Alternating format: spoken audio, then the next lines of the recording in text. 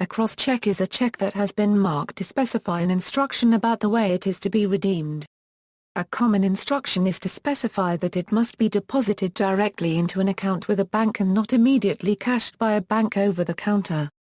The format and wording varies between countries, but generally two parallel lines and/or the words Account Payee or similar may be placed either vertically across the check or in the top left-hand corner.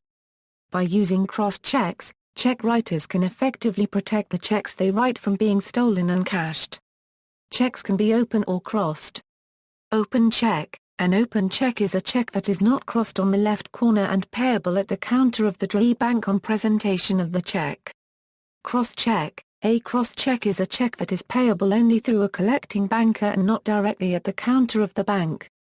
Crossing ensures security to the holder of the check as only the collecting banker credits the proceeds to the account of the payee of the check.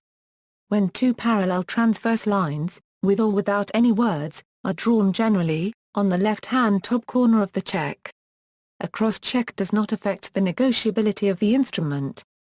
Types of crossing. Check cross generally, where a check bears across its face an addition of the words and company or any abbreviation thereof, between two parallel transverse lines, or of two parallel transverse lines simply either with or without the words not negotiable, that addition shall be deemed a crossing, and the check shall be deemed to be crossed generally and can be credited to any account without endorsement but through a banking channel so that the beneficiary may be traced. Check crossed specially, where a check bears across its face an addition of the name of a banker either with or without the words not negotiable, that addition shall be deemed a crossing, and the check shall be deemed to be crossed specially, and to be crossed to that banker. This is called special cross-check. Account payee or restrictive crossing. This crossing can be made in both general and special crossing by adding the words account payee. In this type of crossing, the collecting banker is supposed to credit the amount of the check to the account of the payee only. The check remains transferable but the liability of the collecting banker is enhanced in case he credits the proceeds of the check so crossed to any person other than the payee and the endorsement in favor of the last payee is proved forged.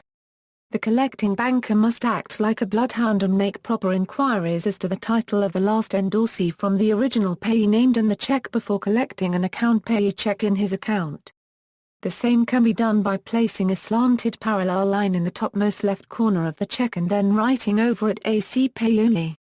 Not negotiable crossing. The words not negotiable can be added to general crossing as well as special crossing, and a crossing with these words is known as not negotiable crossing.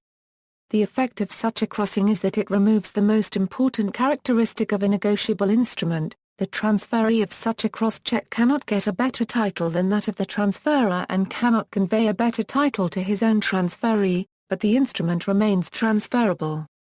Consequence of a bank not complying with the crossing. A bank's failure to comply with the crossings amounts to a breach of contract with its customer. The bank may not be able to debit the drawer's account and may be liable to the true owner for his loss. References